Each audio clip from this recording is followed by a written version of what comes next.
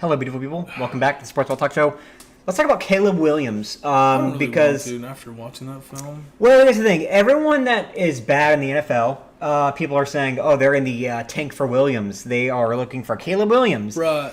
They're in the Caleb Williams sweepstakes. And I just want to talk about Caleb Williams because I'm not really impressed by him at all. And that is among other big problems that he has. But I will say that he's not the best college quarterback right now. It's probably Michael Penix Jr. I say Penix because I don't that's his name, and I don't want to get. I'm articulating it because I don't want people to think I'm saying something else and then we get reported. His last name is Penix. Michael Penix Jr. out of Washington. Incredible quarterback. Yeah, he's got a pretty great QBR, great stats. Good team, playing against some decent teams. Yeah. And then you got Caleb Williams, who is losing games against not great teams, barely beating bad teams. And, of course, it's not just a quarterback load whenever they lose the game, but throwing 3 interceptions last week and getting blown out. Right. But among that and just watching his highlight reel and it being throwing it 30 yards downfield to a wide receiver who's wide open with not a defender within 20 yards of him, it's like, I don't know. I mean, like any quarterback. Or a play where the play's broken up, the pockets collapse, you have all the linebackers and everyone coming towards him now because they think that the play is bad and they run him to the sideline. Yeah, dinks it over. I mean, yeah, it was a good catch by the receiver, but still. But what I see when I watch his highlights are average NFL quarterback throws. Right. Nothing crazy impressive, which I understand it's college, it's a little bit different. It's harder to make those. But when I see him just throwing it 30 yards downfield, underthrowing the ball by a couple yards, so the receiver has to turn and stop. And the only reason it's not picked off is because the defender is not even looking at the ball at all. They're looking at really the not playing receiver. Good. No. Yeah, and so, I mean, that's how it kind of goes in college. But among the fact that I don't think he's the best college quarterback, I don't think he's the most NFL-ready, NFL-looking quarterback because we've already seen guys like that from Trevor Lawrence and Joe Burrow who actually tore the absolute fuck out of everyone they played in college. And they were first overall picks, and they've been great. But the thing that I think Caleb Williams is doing wrong, and the reason I don't think he will be even a top few pick if he actually sticks by what I'm about to tell you that he said, because this has never happened for a quarterback prospect, including guys like Joe Burrow and Trevor Lawrence, who were the best of their time, best ever in college. He said that the team that drafts him has to give him partial ownership of the team. That doesn't happen. You don't give ownership. Even Tom Brady didn't get ownership of the Patriots. Patrick Mahomes didn't get ownership of the Chiefs. I don't think that's. It's not normal. It's not a thing that's reasonable to ask. No team is going to want to give a quarterback who has never played an NFL snap partial ownership of their team, even if it's a small percent. They're not going to want to do it. Right. And to me, he looks like a goon. I mean, he ain't that good.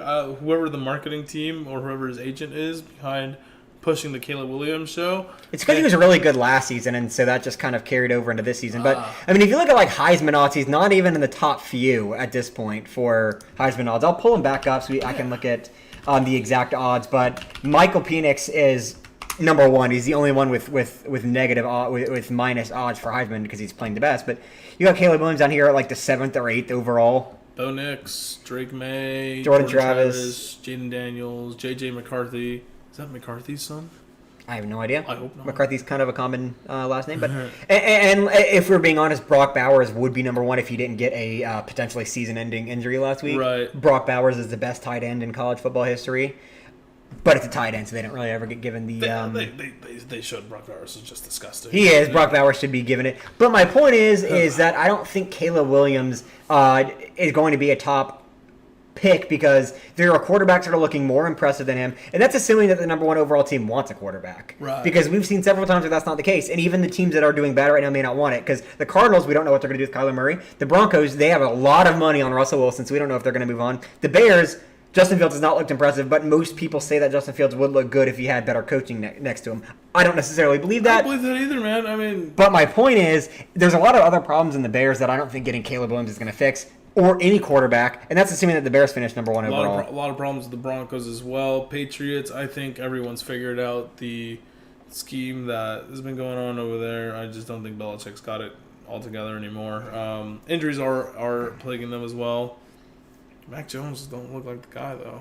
And so they're a team that I could see, but I don't see Belichick drafting Caleb Williams. I don't see him either. I think Belichick would go for a different quarterback, to be honest. And I see all the hype Who else? Who else is in need of a quarterback? I'd say the Cardinals, maybe. Right. Well, we have to see what they do with Kyler Murray, if they trade him or not. Which, if they do, obviously, then they'll look for a quarterback in the draft. Kyler Murray got fat from sitting around and playing Call of Duty. Probably did play a lot of COD. Yeah, I mean, he had to have, right, during this injury. Yeah. But regardless, I think that the biggest problem with Caleb Williams is his demands of wanting partial ownership of the team, which is so unrealistic. Like I said, especially when you look at guys that not only were greatest college quarterbacks of all time in Trevor Lawrence and Joe Burrow, and I'm using them because they're recent, and I don't necessarily want to look at evidence from 20 years ago because that's so long ago, it doesn't really matter too much. They didn't get ownership of the team, and they're kicking ass in the NFL, and they still don't have ownership of the team. So why does someone like Caleb Williams, who's not even really having that impressive of a season, obviously it's better than most college quarterbacks, but he's losing games, definitely not going to be in the national championship conversation, probably not going to win the Heisman unless he just starts kicking ass from here to the end of the season. Why is someone like him going to demand ownership of a team for them to draft him? The NFL, any given team, even bad teams, are so much bigger. Okay. My throat's dried out completely, man. Go get some water. Yeah. I ran out of cough drops. I'm just gonna drink from your sink.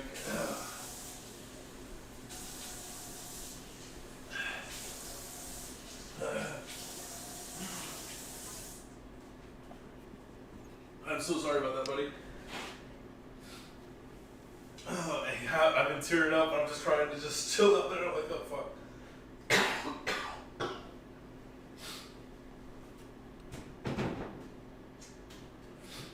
All right. Sorry. Where did we cut off? I remember where I was at.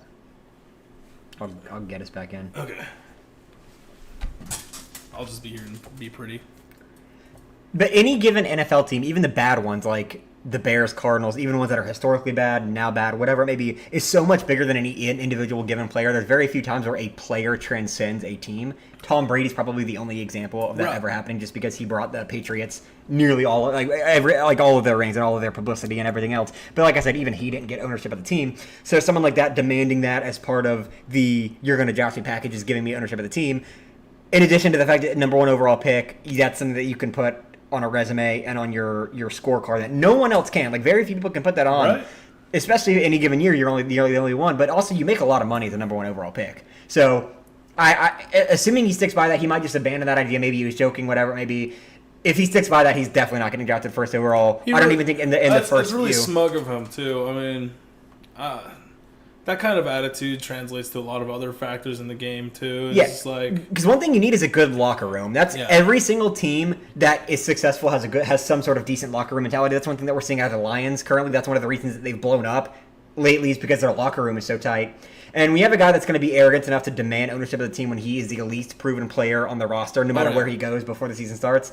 And you got other players in the league that kicking ass, winning MVP after MVP, winning Super Bowl after Super Bowl, that aren't getting ownership of the team, aren't even asking for it. Wanting ownership? What the hell? Yeah, that's not something that other players in the locker room are going to look at him favorably upon. Like, if he goes to a team, a team that has any other good players, really, because they're going to look at him and think, why? Let's talk about the Cardinals. Buda Baker's been one of the best players on the Cardinals for a long time. He's going to look at that and think, I've done so much more for this team than this kid. I have never once demanded ownership of the team. I stuck to this team through thick and thin. We've been dog shit. We've been good, and I've still been here.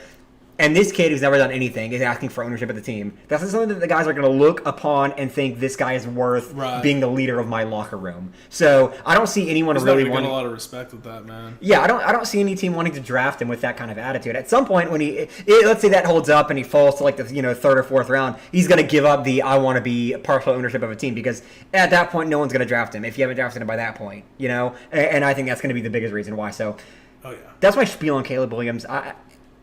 I'm not a big fan of him. I don't see the hype. He's all right, but I mean, he's got a lot to develop before he's going to be even that good. And even then, a lot of the times, if these overhyped players, they just don't perform, man. They just they don't show out as they should.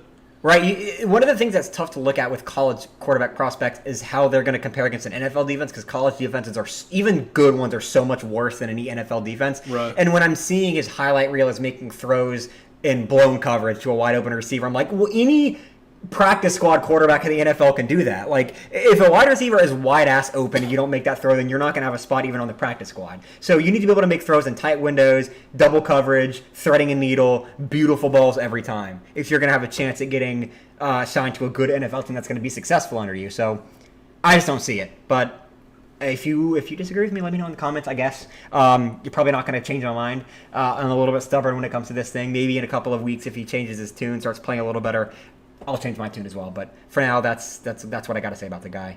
So close this out, Gian. Stay frosty, man.